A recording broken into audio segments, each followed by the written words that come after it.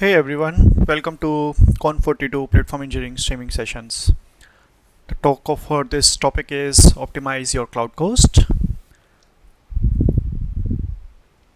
In this topic, we'll be talking about why cloud cost is important, how to know your cloud cost, how you could analyze your cloud cost, what are the quick and long term approaches you should take, and at the end, we'll talk about some of the uh, major points related to building the cost culture.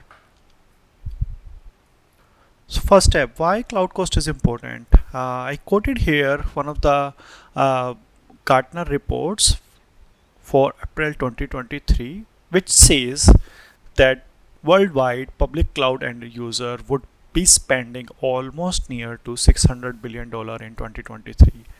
You can assess that how important it has become now to measure your cloud cost to see because it is a big part of your operational expenses. Before jumping to FinOps maturity assessment, I'll try to make you aware about the FinOps. So FinOps is a foundation which is based on kind of similar principle you could map with DevOps, where developer and operations join hands. So similarly here, the finance analyst and the operational people join hands and see about what could be the best done for the cloud financial management, the best practices about that, and the different specifications has been considered. So now on the FinOps maturity assessment, that has been again the latest report they have published, where they have shared that how the industry is moving as of now on the maturity side. So they said that 71% are as of now in the crawl mode, 25% in the walk mode, and 3% in the run mode. So what that means actually, so the crawl mode means actually the team is getting enough acquaintance or education about the cloud cost, and they have started now driving enablements around it. The walk is where education is now getting spread across multiple teams, and they have started adopting the FinOps process and practices like forecasting, budget management, and all.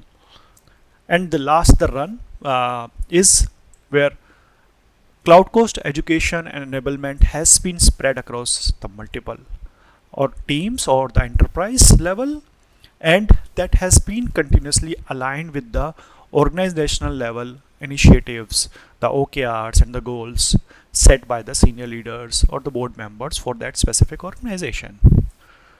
So moving ahead, the step one is to know your cloud cost. Our first target always should be the cost transparency, and then only we should think about what is cost optimization. And the reason is very simple. So you should be able to know what is the baseline where you have to work over the cost transparency to know that this is what you are spending. This is where your cloud cost billing has come across actually, and then you definitely go and further target it about the optimization and accuracy and all the stuff. So I just created it with a basic flow, what you need to do step by step. So first is like you should identify that each of the cloud resource getting spun up has accurate tag with respect to the application it is deployed for. So domains, applications, everything has to be a metadata, and that metadata is being attached by cloud resource, whether it is EC2, S3, EBS, anything which is getting deployed actually over cloud.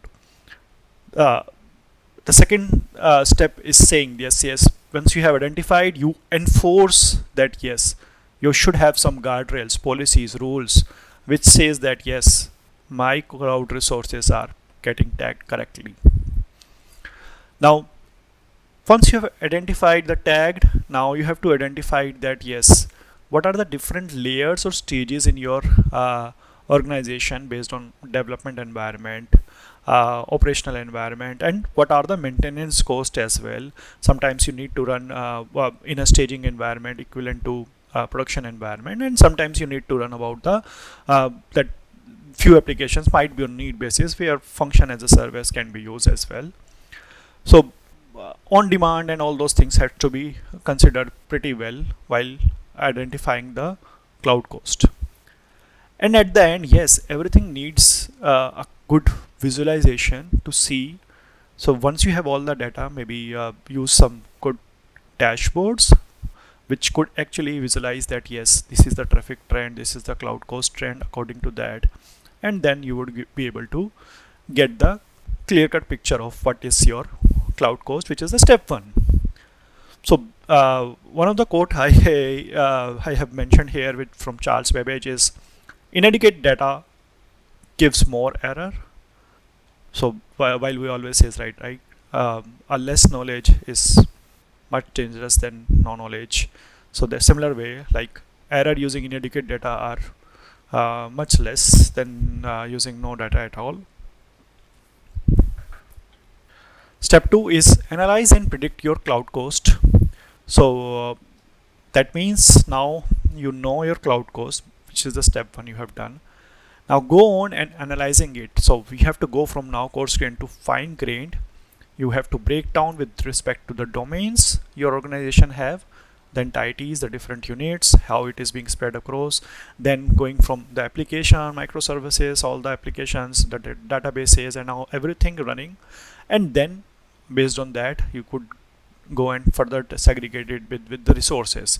So is someone using EC2, is someone using ECS, EKS, I'm just quoting about the AWS services, but yes, based on whatever cloud you have been using, you have to just take care of that. Yeah, what all resources have been using as of now: object storage, computes, networking resources, and everything. Then the thing comes about how to analyze and predict as well. So I think you have to do a unit economics, and by doing unit economics, you definitely need a focus group which is working for the set of practices. And this is what FinOps always suggests, that have a focus group of FinOps member, the people who know finances and the people who know how cloud computing works has to be mingled up, and then they can only value the cloud cost actually.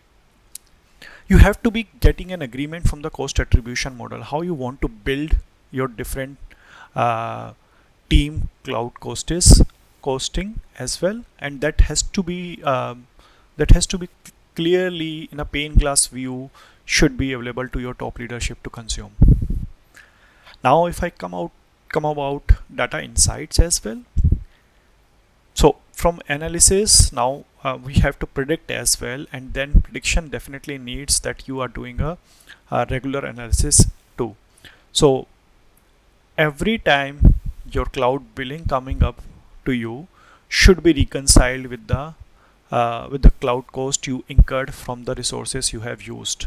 So there should be a reconciliation mechanism, whether it could be a in-house tool or an open source tools or enterprise tool, but that reconciliation is definitely needed. You can always you always have to perform the chargeback to the application domain. And what do I mean by chargeback is actually, so let's say application A in team A uses this much cost. Until unless you tell or make them aware about the cloud cost being used, they won't be able to own that. So that application owner needs to be very much aware that this application have this much used, the compute, the networking, and the calls, and then they would be able to optimize it. Okay, I know that now what I've been doing actually. And that comes to the third point, that you should always be aware about that. Yes, these are the top idle unutilized resources, and you always be able to take back the recommendation to the different teams as a platform engineer or as a DevOps engineer, that yes, or as a FinOps member, that yes, these are the idle resources or these are the underutilized resources. And offender might be the big term, but yes, you could always be able to highlight with the data. Now there are always in every business, whatever organization you might be working on, there are always some seasonalities included, which needs to be induced in your traffic pattern. So maybe If you are in an e-commerce, maybe a festival sale is coming, then you have to induce that, yes, during that time, obviously, since the resources would get spent up, then your cloud cost would also get increase. So that seasonality should not be a barrier when you're calculating your cloud cost. When you have all these things sorted out, now you are ready to predict your cost, and obviously you can always use the business intelligence, different models for that. And for the baseline, I would say let's do it for let's 1 quarter, and then see that how your cloud cost is increasing, or how your cloud cost is having a saturation, or whatever, based on number of resources you have spent, and then you will be able to more accurately predict the upcoming quarters and all those things. So the main thing is, yes, what the code says, that data really power everything what we do. So whatever we are doing in cloud cost side, there should be a supported data which would give us all the measurement to do it. Now coming to the step 3, so that is about optimizing your cloud cost and how we could do on the short term or long term. So based on experience, I would say that compute optimization is going to be your first bet, where you could definitely go and see that, okay, I am seeing a lot of idle resources, maybe my instances are not right sized, I'm using a lot of CPU memory, but I have requested that, is my resources using that or not. I think that can be definitely drawn up with a lot of open source tools right now, Grafana, with the Kubernetes as well, C Advisor, and every tools give that definite usage based on your attribution. Then you can always do a balancing of your spot instances and on-demand instances. I understand that every business has some critical application, so you need to do a good business judgments, that where you are putting your spot instances, which definitely has a risk of getting shut off. So that's why there should be a good balance of on-demand and spot instances. Now on and off, so maybe your dev environments are not using resources on your weekends, or or might be your business has some specific festival offs or something like that, where that is not that is where the cloud costs resources or cloud resources are not that much needed. So maybe you have the capability of doing an on and off of the resources.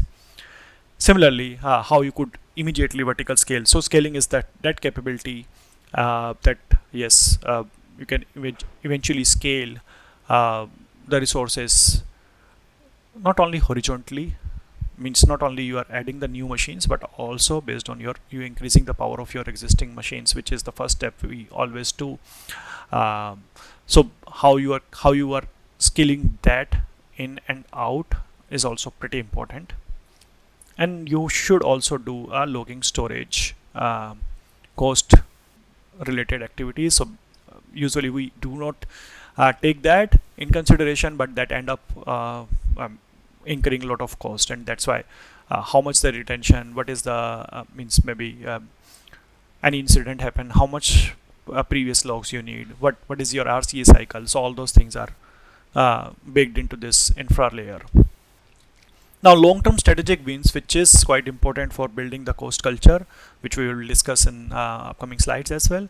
But yes, now you should always think about, when you are building some RFC, or you are exploring some tools, that, or you are building some microservices, that am I doing the right thing with the right resources? Can I switch to some other language?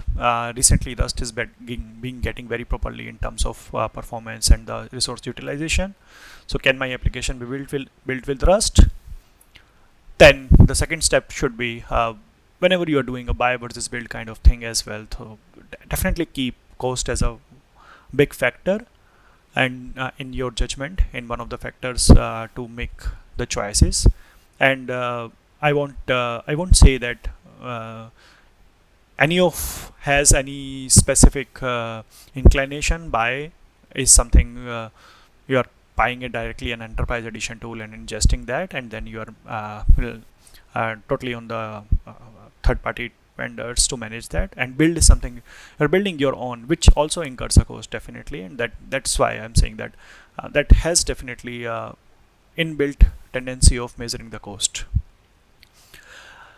Your DBs, how you are sharding your DB, which are the cost optimization queries, all those things are to be taken in pretty much consideration while deciding the different database usage as well, which DB suits the best for your use case. That has to be taken in very well consideration in based of cost optimization. How your networking calls are being done. Are you using a lot of net gateway calls? Are you using a lot of transit gateway calls? Or is your network is specifically isolated? Do you definitely need a domain, uh, multi-domain calls as well? So all those networking calls has to be pretty much aligned based on what you are designing at the very high level itself. Your API calls now, if you are doing a lot of API calls, does that draw any cost to any third-party tools as well? And what are the cost implication of those? And at the end, yes, your data transfer, you're storing some data, you're uploading data directly on some of the object storage or some of the cold storage. What is the cost of retrieving those data? What is the cost of archiving those data?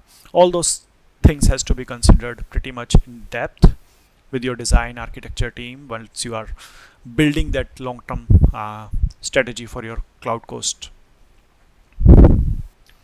Final step, which is like build the cost culture. So I have shared two approaches. I won't say that there is one best or one not that better. Maybe I would definitely recommend that we should do both in parallel based on whatever setup you are in as of now in your organization. So first is top-down approach. So top-down approach is from the leadership, from the senior leadership that is coming, that yes, in any of the organization-wide strategic initiatives, cost is being placed as one of the factor, as one of the metrics, and being continuously considered. And it is kind of a key performance indicators when you are building your goals for any of the new feature, any of the new development. And this is not, I'm talking about the lot of stuff related to marketing and all those things. We are just as of now focused on cloud cost. So yes, whenever you are deploying a new feature, what all cloud cost it could draw actually. So that has to be baked in your organization goals as well. Add cost optimization as definition of requirement criteria. So if you are using an agile format where you are working on Jira or working on any of the task management system, task workflow system, so maybe ingest a culture of that, yes, every time a new task comes or a new initiative gets spawned up or new strategy is being built, we always have a factor of cost optimization consideration, that yes, can this be done in a way where the cost could be optimized. Now on the right side you're seeing the bottom approach, which is like from engineers level, this is going up till up and showing the data that yes, the cloud cost is getting saved. Now here we are talking about eventually there are a lot of IDs as of now supporting a lot of visualization and metrics for cloud cost as well. So your code commit, you can use those automation, and your code commit can actually make you visualize that yes, this is this resource, or this is what is going to happen when I run this Terraform job or run this Ansible job, and this is what going to create the resources and how that resources is mapping to the cloud cost. Now the other thing could be from the team level itself, that yes, you automate your all CI/CD pipelines with kind of a retention policy that yes, nobody has to take care of once you have run that Spinnaker jobs or GitHub Action jobs or a Jenkins job, and then your PRs are getting cleaned up after a certain time whenever you need that, or maybe a good retention policy is being established that yes, if I'm using in a dev environment, my all cluster labs are automatically getting cleaned up after a 7 days of time, until unless there is no movement happening on that specific machine. We could always monitor and do such kind of thing with lot of automation in place. So make sure you have those alerts, you have those notification coming up, and then you are working around it. Draw dashboard for cost and alert based on identified thresholds. This is, I think, the pretty basic requirement that yes, anytime you're seeing that your CPU and memory is being idle for certain amount of period, and then you go back and shoot an alert that yes, since last 15 days this application has not been using the CPU and memory it has been requested for, so please take a look and re-optimize your resources.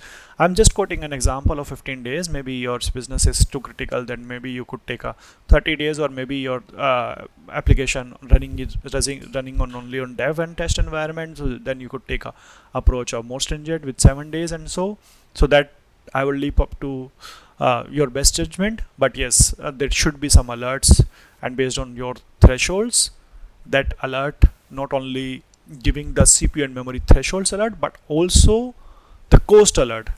So once the people saw the data that yes, okay, I've requested this much core, but I'm using this core, and this is spending actually this much of cost, so then everyone owning that application would have an open eye and would see that yes, that's where they need to make save, that's where they need to do the resource optimization at their side. And the data usually speaks a lot, so maybe a good analytics needs to be done based on what we are predicting, based on what we are forecasting, and that forecast also gives an alert as well once there is a reconciliation and the forecasting get mixed up or get not matched, so then all those alerts can be established. That is all for this talk. I hope I have been able to provide a good insights on what we could do, and then maybe you could take away that yes, how you could map with your specific organization culture, and then start doing the things in a right fashion, in a right manner to save your cloud cost. Cool. Happy learning. Thank you.